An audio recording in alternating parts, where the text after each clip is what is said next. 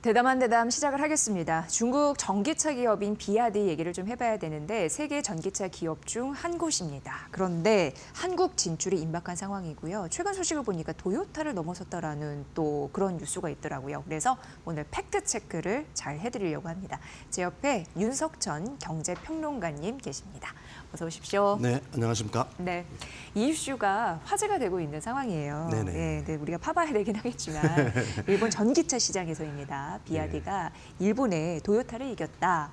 좀 핫한 뉴스이긴 해요. 네. 그렇죠. 뭐 헤드라인만 보면은 네. 그것도 일본 도요타의 본사는 일본에서 그러니까요. 네. 도요타를 꺾고서 전기차 부분에서 도요타를 꺾었다라고 얘기하는 거는 어떻게 보면 굉장히 놀라운 얘기가 될 수밖에 없습니다. 사실 폭스바겐이나 도요타는 중국 자동차 산업의 어떤 스승이라고 사실은 얘기할 수가 있는 거거든요. 예. 뭐 기술 전수라든지 이런 걸 갖다가 가장 많이 해준 완성차 업체가 폭스바겐하고 이제 도요타인데 그런 도요타 제자가 도요타를 이겼다는 뉴스는 얼핏 들으면 뭐 쇼킹할 수밖에는 사실 없겠죠. 근데 우리가 이제 좀 가만히 유심히 좀 들여다볼 필요가 있어요. 네. 진짜 BYD가 도요타를 갖다가 추월했다라고 하게 되면 이거는 대단한 뉴스가 아닐 수가 없겠죠. 근데 일본은 1년에 그 판매되는 완성차 대수가 한 450만 대 정도가 됩니다. 인구가 우리나라보다 훨씬 많으니까 판매되는 대수도 우리나라보다 훨씬 많죠. 예, 예. 근데 이제 그 중에 사실은 전기차가 얼마나 팔리냐를 갖다가 이해하실 필요가 있어요. 작년도에 추산이죠. 한 5만 9천 대 정도 팔렸습니다. 얼마? 네, 450만 대에서 5만 9천 대니까 예. 이게 뭐 계산이 안 되죠. 한 침투율이 1.4% 정도 되나요? 아, 그 정도밖에 네, 없네요. 그러니까 주요 선진국에 비해서는 가장 낮은 수치가 될 수밖에 없는 거고요. 이게 사실은 23년에 비해서도 한 33%가 감소한 수치예요. 그러니까 주요 선진국 중에서는 전기차의 어떤 침투율이라든지 보급률이 가장 낮은 국가의 하나에 속하는 거고요. 이게 이유가 사실은 있습니다. 그동안 이제 그 일본 시장에서는 사실 제일 많이 팔린 그 완성차 업체, 전기차 중에서는 사실은 닛산입니다, 닛산.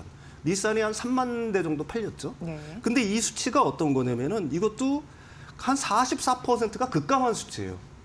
그러니까 뭐 한 3만 대, 한 2만 5천 대 정도가 이제 줄었다는 얘기죠. 근데 그 이유가 사실은 있습니다. 닛산 리프 이후에 사실은 새로운 신차를 내지 못하고 있어요, 전기차 분야에서. 이게 2010년도에 나온 모델인데 물론 이제 페이스리프트라든지 뭐 이런 건 거쳤지만은 완전한 신차가 아니라는 얘기죠. 그러니까 이 소비자들의 어떤 호응을 전혀 받지를 못한 거고요. 그다음에 뭐 혼다 있지 않습니까? 147대잖아요. 이게 혼다 E 같은 게 있었어요. 근데 작년 여름에 혼다는 전기차 생산을 갖다가 완전히 중단을 해버렸습니다. 네. 그다음에 도요타도 이게 수치로 놓고 보면은 도요타 같은 경우에 한 30%가 감소한 거거든요. 2038대거든요. 근데 이제 이것도 역시 마찬가지예요. 도요타도 전기차 라인업을 갖다가 확대를 하고 있지 않습니다. 이 일본 그 완성차 업체들이 전기차에 대해서 굉장히 무심하죠. 그러니까 하이브리드라든지 뭐 이런 쪽에 굉장히 집중을 하는 거니까. 전반적인 분위기가 그렇네요, 일본이. 네, 그런 가운데서 이제 BYD가 2223대로 그러니까 도요타보다 한 90대, 80대 정도를 더 팔았다. 이게 이제 사실은 그 뉴스의 핵심인 거고요. 팩트는 맞죠. 전기차 분야에서 BYD가 도요타를 제쳤다. 그거는 이제 일단은 팩트는 맞는 거지만. 알고 보면 낚시성 기사일 수도 있는 거죠. 팩트는 맞지만 전체 판매 대수를 고려할 때 이게 과연 통계적으로 의미 있는 수치인가 하는 걸 갖다가 여러분들이 유심히 봐야 될 필요가 있는 거고요. 네. 일본 차의 부진이라는 거는 다름이 아니라 사실은 전기차의 라인업이 이렇게 다양하지가 않다. 그다음에 구모델 가지고 계속해서 판매를 하는 거고. 사실 혼다 같은 경우에는 중단을 해버렸으니까 실제로 이제 일본 완성차 업체에서 전기차를 생산하는 기업은 닛산하고 토요타 정도인데 그것마저도 사실은 닛산은 구모델인 거고 토요타 같은 경우에는 굉장히 한정적인 모델을 갖고 있는 상황에서 BYD가 2223대를 갖다가 팔았다는 얘기죠. 예, 예. 그러니까 평론가님이 정말 이런 거 제대로 잘 알려주시니까 저희가 어떤 기사더라도 딱 이게 올바른 판단으로 볼 수 있게끔 해주셔서 감사하고요. 네네네. 일단은 이제 일본의 그 차량의 여러 가지 현황을 보면은 전기차 판매가 어떻게 보면 선진국 중에 가장 낮다라는 네, 그렇습니다. 느낌이 들거든요. 네네네. 근데 왜 전기차가 팔리지 않는 건지 그런 분위기도 좀 봐야 될 것 같긴 하거든요. 이건 제도랑 어떤 사회적 환경 뭐 이런 걸 갖다 이해하실 필요가 있어요. 일본은 천재지변이 많잖아요. 그다음에 그게 원전발로 연관이 돼 전기 에너지에 대한 어떤 거부감들이 굉장히 많다라고 얘기를 합니다. 사실 뭐 그 가솔린 차량이라든지 이런 거는 보통 5분 내에 다 이 가스 풀로 넣고서 바로 출발할 수가 있잖아요. 근데 전기차 같은 경우에는 사실 뭐 충전하는데 최소한 그래도 한 30분 뭐 이 정도는 있어야 될 거 아니겠습니까? 그러니까 주변 환경이 어떻게 변할지 모르는 상황에서 전기차를 갖다 충전해가지고 다닌다는 거에 일단은 거부감이 있다고 사람들이 생각하는 것 같고요. 두 번째는 이제 닛산 리프가 헛발질을 한 거죠. 사실 2010년에 세계 최초로 양산 전기차를 갖다가 생산을 해낸 거는 맞습니다. 근데 이 차의 품질, 이게 일본 소비자들한테 완전히 그 악영향을 줬어요. 전기차는 도저히 사면 안 된다. 전기차는 사면은 손해다. 이런 인식을 갖다가 일본 사람들한테 이제 강하게 심어둔 게 가장 큰 이유가 될 것 같고요. 그 다음에 그런 이유로 사실 테슬라 같은 경우도 굉장히 기대를 안고서 일본 시장에 진출을 했죠. 예. 근데 아까 앞에서 봤지만 그 일본이라는 어떻게 보게 되면 거대한 시장에서 450만 대가 팔리는 시장에서 5천 대 팔았습니다. 테슬라가. 그러니까 테슬라가 여기에 굉장히 그 네. 에너지를 갖다 집중을 했어요. 네네. 네트워크도 만들고 가령 뭐 그 세계 최초로 새로운 신차가 나오면 거기서 런칭 쇼도 하고 등등을 했는데 사실은 5,600대 팔았습니다. 테슬라 같은 경우다. 그러니까 거의 안 팔린다는 얘기죠. 그 다음에 또 있습니다. 일본 같은 경우에는 사실은 자국 브랜드의 판매 비중이 세계에서 가장 높은 나라라고 얘기할 수가 있어요. 그러니까 일본 사람들은 타 브랜드를 좀처럼 안 삽니다. 타국 예, 브랜드를. 예. 그러니까 자국 브랜드의 어떤 비중 자체가 한 94% 정도 되니까 나머지 6%가 전부 다 수입차라는 얘기거든요. 6%밖에 안 돼요, 수입차 비중이. 이게 왜 그러냐면은 사실은 일본 같은 경우에는 극단적으로 보게 되면 자동차 시장이 어떻게 보면 굉장히 양분화되어 있다라고 얘기할 수가 있어요. 우리나라 자동차 시장 같은 경우에는 엔트리급도 있고 가령 뭐 소형차라든지 경차도 있고요. 그다음에 볼륨급도 있지 않습니까? 약간 대중화된 차. 네, 야장 대중화된 차. 그다음에 뭐 조금 더 나아가서 약간 고급차가 있고 그다음에 프리미엄급이 이렇게 예, 예. 명확하게 좀 이게 좀 한 4단계, 5단계로 이렇게 갈라지잖아요. 근데 일본 같은 경우는 딱 양극화예요. 그러니까 소형차, 경차, 일본 가보신 분들 많겠지만 유난히 많잖아요. 예. 대형차 거의 없어요. 대형차 같은 경우는 거의 수입차예요. 그러니까 수입차 브랜드 중에서 우리가 아예 작거나 아예 크거나 그렇죠. 고급스럽거나. 네, 예, 예. 왜 그러냐면은 이 차고지 증명제라는 게 있잖아요. 일본의 자동차 규제는 다른 나라, 우리나라에 비해서 엄청나게 강합니다. 예. 그다음에 검사제도 등 규제가 굉장히 심한 나라예요. 자동차를 갖다가 사고 싶어도 마음대로 못 사요. 예. 주차 공간도 확보해야지 주차 살수 있는 공간도 거고. 확보해야 되고. 예. 그래서 이 고배 기량이라든지 고가 차량 같은 경우에는 일반 서민들이 유지하기는 굉장히 부담이 되는 시장입니다. 그래서 이제 돈이 있는 사람들 같은 경우에는 뭐 벤츠라든지 BMW라든지 포르쉐 같은 차를 사는 거고요. 아. 그러니까 따라서 근데 지금 이제 뭐 그 테슬라라든지 우리나라도 이제 전기차 EV5라는 이게 들어가 있지 않습니까? 그 다음에 뭐 지금 중국에서 전기차가 넘어오는 것들이 전기차 중에서 이제 가격이 싼 엔트리급도 있지만 대부분 볼륨급이거든요. 한 4천에서 5천. 뭐 테슬라 같은 경우는 훨씬 넘겠지만. 예, 예. 그러니까 이런 차들이 거의 발을 못 붙이는 현상이 일본에서는 벌어지고 있는 겁니다. 그래서 전기차들이 그렇게 많이 안 팔리는 이유가 바로 거기에 있는 거죠. 예. 예. 그럼 이 비아디가 대단한 실적을 거둔 것도 사실 아니네요. 아니, 그렇죠. 예. 그러니까 BYD가 예. 22년 7월에 일본 진출을 선언을 했고 23년 1월 달부터 일본 시장에서 인도를 시작했습니다. 그러니까 이제 굉장히 거대한 포부를 바쳤어요. 연간 한 3만 대 정도를 판매를 하겠다. 예. 그래서 그 지난해 말까지 근데 지난 2년 동안 23년 1월부터 그 인도를 시작을 했으니까 작년 말까지 총 누적 판매량이 3,669대에 그칩니다. 그것도 이게 어떤 성적이냐면은 판매 네트워크도 굉장히 확충을 했어요. 굉장히 어떻게 보면 의욕적으로 시작을 했다라고 얘기할 수가 있겠죠. 그다음에 TV 광고했고요. 가성비를 앞세운 자체 지원금까지 지급을 했습니다. 인센티브를 지급했다는 얘기죠.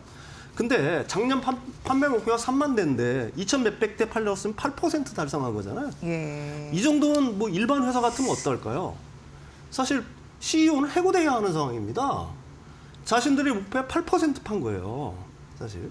그렇다면은 한국 언론이 제가 좀 바라는 거는 어떻게 좀 표현을 갖다가 했어야 되냐면 보도를 했냐면 BYD는 일본에서 연 3만 대 판매라는 야심찬 목표를 세웠지만 일본의 전기차 비선호 그다음에 수입 브랜드에 대한 어떤 거부감 때문에 목표량에 10%도 미치지 못하는 저조한 실적을 냈다라고 사실은 했어야 되는 거지 기사를. 네.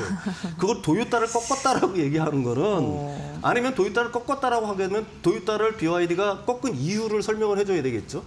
가령 뭐 도요타 같은 경우는 전기차에 그렇게 진심이 아니다. 올인을 하고 있는 게 아니니까. 그다음에 도요타가 전기차를 만들게 되면은 사실 볼륨급 정도를 만들어야 될 거 아니에요. 완전히 경차 분야가 아니라고 한다면은. 그렇다고 그러면 일본 그 소비자들이 아까도 말씀드렸듯이 볼륨급에는 그렇게 일본 소비자들이 소비가 집중되지가 않으니까. 그렇네요. 예, 예. 근데 이제 중국 전기차 같은 경우는 그래도 비교적 가격이 저렴하니까 사실은 일본 시장에서 그나마 그래도 도요타의 뭐 라인업이 거의 없는 도요타를 뭐 이겼다 이 정도라는 어떤 분석은 내줬어야지 그게 정확한 기사가 아닌가 이렇게 생각을 하는 거죠. 사실 어떻게 보면 알맹이도 없고 쇼윈도 같은 느낌도 들고 네네네. 뭐 그런 상황입니다. 네네. 어찌됐건 일본 전기차 시장의 벽이 굉장히 두텁네라고 본인 기업들도 좀 생각할 만한 거리가 되지 않을까 싶고, 근데 우리 입장에서 한 번 더 생각을 해봐야 되는 게 이제 비아디가 우리 시장에 진출을 하잖아요. 그렇습니다. 과연 해낼까? 네네. 의문입니다. 내일입니다. 예. 그래서 제가 이 주제를 사실은 골랐는데 우리나라 사람들도 자국 브랜드, 그러니까 현대 기아차에 대한 애정이 깊죠. 그래서 그 자국 브랜드의 판매 비중이 약 84% 정도 됩니다. 그러니까 일본보다는 낮지만 다른 나라에 비해서는 그래도 높은 편이죠.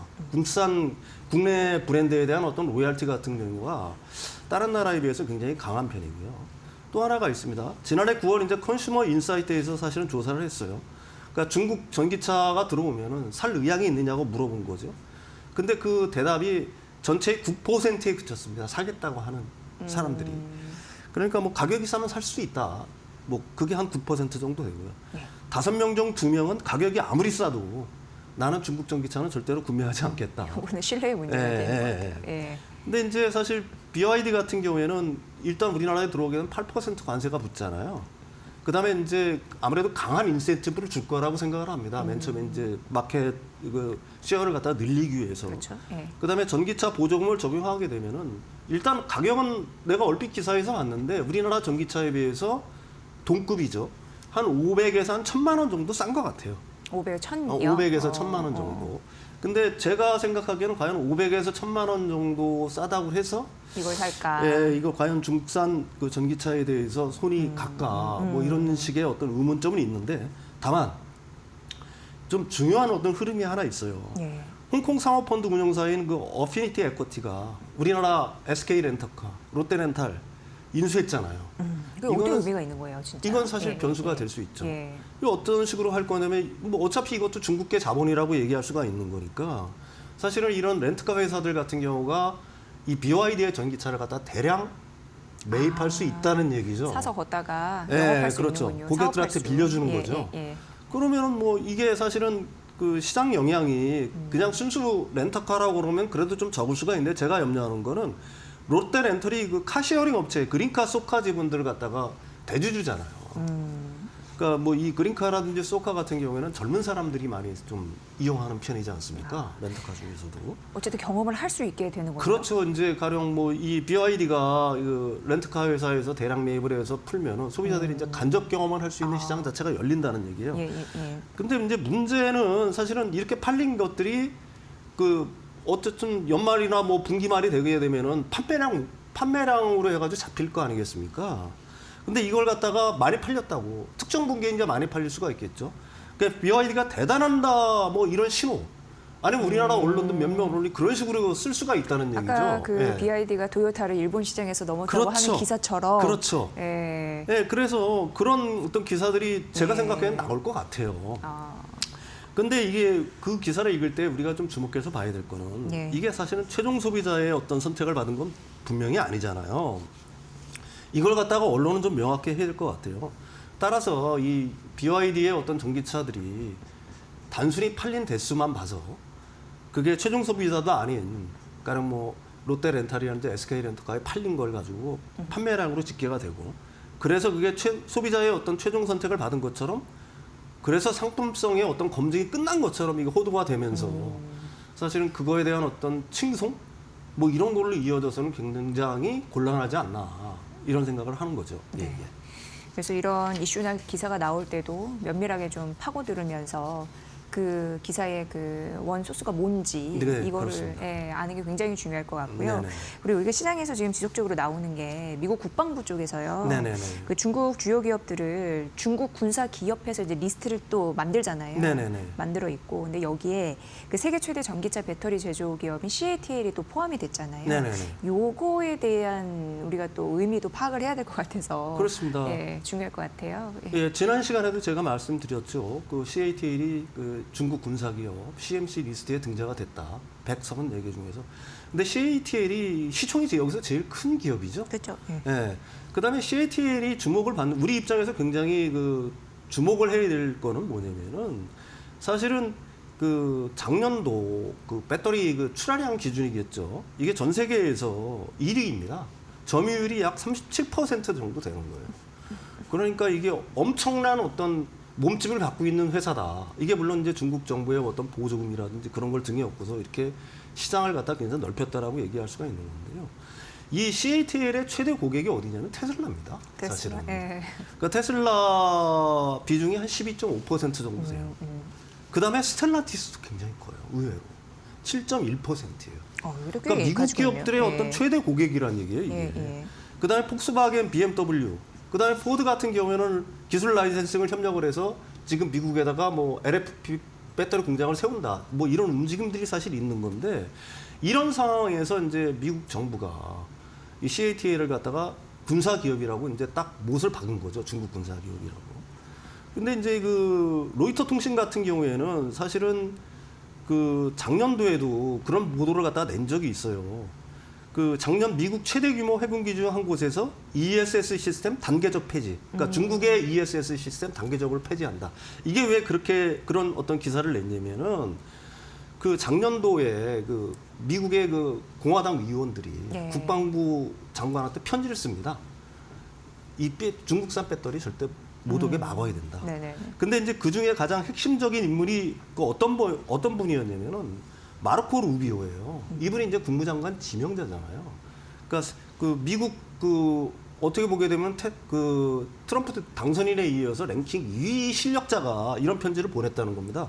이 사람이 주장하는 건 뭐냐면은 CATL은 중국 공산당과 깊은 관계가 있다. 국가안보 위협 때문에 이 배터리를 우리나라 어디에도 설치해서는 안 된다. 이분이 주장을 했던 겁니다. 그 블랙리스트에 올리라고. 그래서 이제 사실은 올해 그 블랙리스트에 올라간 거라고 봐야 되는 거고요. 근데 문제는 뭐냐면은 지금 아까도 말씀드렸듯이 CATL의 최대 고객이 테슬라예요. 그다음에 스텔란티스도 있는 거고요. 근데 이제 물론 그거는 중국 시장에서 팔리는 것들이 많으니까 그 정도 비중이 되는 거고 CATL의 배터리 중에서 전기차 배터리로 해서 미국 시장에 들어가는 거 이거는 CATL 물량의 4%예요. 4%. 4%요. 네, 전기차 예. 물량은. 예. 뭐 그것도 물량이 크다 그러면 크는데 그게 문제가 아니라 사실 미국향 ESS의 35%가 CATL의 배터리입니다. 그건 좀 존재감이 있네요. 네, 그게 예. 왜 그러냐면은 테슬라가 중국에서 싼 ESS, 그러니까 LFP 배터리 모아가지고 그 배터리 팩 만들잖아요. 네, 메가팩을 네, 만들어가지고 미국 시장에 공급하는 것 때문에 이렇게 큰 겁니다. 그렇다고 하면은 이게 이제 어떤 문제가 있느냐? 이 가령 그 미국 정부가 CATL의 어떤 제재를 갖다가 계속해서 강화를 해나간다라고 하게 되면은 그 테슬라는 어떻게 될까요? 자기의 사업적 이득과 국가적 이득과의 어떤 충돌에 이렇게 딱 맞부딪히는 그러네요. 거겠죠. 예, 예. 그러니까 가령 미국 정부가 극단적으로 얘기하면 일부에서는 그런 식으로 얘기를 하죠. 일론 머스크 때문에 중국 배터리에 대한 어떤 제재를 갖다가 못할 거다. 왜 그러냐면 테슬라가 직접적인 타격을 받는 거니까. 당연히 그렇지 않겠습니까? 최대 고객이니까. 네, 최대 고객이니까. 예, CATL에. 그래서 이제 못할 거라는 얘기가 많은데 우리가 이 부분을 갖다가 굉장히 주목을 해서 봐야 돼요. 과연 트럼프 행정부가 일론 머스크의 손을 들어줄까? 그 사람 개인의 어떤 사업적 이득을 위해서 일론 머스크의 손을 들어줄 것이냐? 아니면 국가적 이익을 먼저 할 것이냐? 근데 이제 요즘 들어서 굉장히 재밌는 뉴스들이 많이 나오죠. 기존의 트럼프 지정의 마가 지정에서 일론 머스크를 견제하는 목소리들이 계속해서 나오지 않습니까? 그 중에 이제 대표적인 분이 스티브 배너이죠. 1기 때 백악관 수석 전략가였고요. 트럼프의 오너를 갖다가 만든 정치적 스승이고 트럼프의 가장 큰 책사죠. 그 다음에 이분이 그 의회 난입 사건 때문에 감옥까지 갔다 온 사람이에요. 네. 이분이 어떤 시기를 했냐면 취임식 때까지 머스크를 반드시 쫓아내겠다. 백악관 출입증은 없을 거고 예. 그는 정말 사악하다. 오직 돈만 원한다. 이게 이제 이거 어떻게 보게 되면 기존 트럼프 진영에서 그 일론 머스크를 갖다 견제하는 목소리들이 계속해서 나오고 있는 겁니다. 그래서 파이낸셜 타임스 같은 경우 이런 식으로 분석을 했죠. 머스크의 역할, 정치 권력이 얼마나 오래 지속할 수 있는지 불확실성이 계속해서 증폭이 되고 있다. 무슨 얘기냐 하면은 이 아까도 얘기했지만 그러니까 일론 머스크의 개인적 사업적 이득과 그다음에 국가적 이익이 충돌할 때 미국은 과연 어떤 선택을 하게 될까? 그게 이제 제가 생각하기에는 국가적 이득이 먼저가 될 거다. 그래서 CATL이라든지 중국산 배터리에 대한 어떤 견제 기조는 그러니까 일론 머스크가 어떤 위치를 갖고 있든지 간에 사실은 그 일론 머스크 개인의 힘으로 그런 어떤 도도한 흐름 자체를 갖다가 막기는 굉장히 어려울 거다. 이런 어떤 분석이 될 수가 있다는 얘기죠. 네. 예.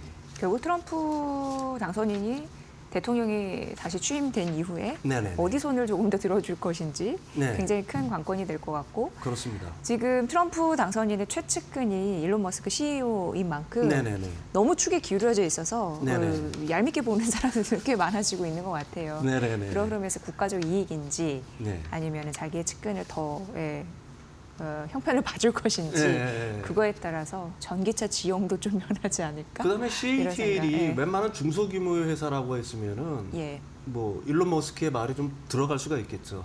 근데 CATL이라는 건 중국 배터리 업계의 어떤 상징, 중국 어떤 굴기의 상징이라고 얘기할 수가 있는 거거든요. 네. 그러니까 미국 입장에서는 이 회사를 갖다가 좋게 볼 수는 없는 겁니다, 결코. 예, 예. 그렇네요. 네네. 그러니까 이런 거 보면은 미국과 중국의 대립은 그 숙명인 것 같다라는 생각이 들고요. 지금 중국 비아디 이슈로도 오늘 이렇게 꽉 콘텐츠를 채우셨는데 세계 시장에서 어떤 판도를 이끌어내는가에 대해서 우리도 주목을 해야 되는데 들어보니까 좀 허한 구멍이 많다 이런 생각도 일부 듭니다. 다만 정말 우리 기업도 긴장의 끈은 놓치지 말아야겠다 그렇죠. 이런 생각이 예, 예. 듭니다. 배워야 될 거는 분명히 예. 배워야 되는 거고요. 예. 가령 뭐 그렇지만은 BYD라든지 아니면은 BYD냐 아니면은 현대차의 어떤 전기차, 현대기아차의 전기차냐의 어떤 상품성이라든지 이런 거는 그 서구에서 주는 유명한 상들을 보면 알아요. BYD한테 상을 주지는 않잖아요.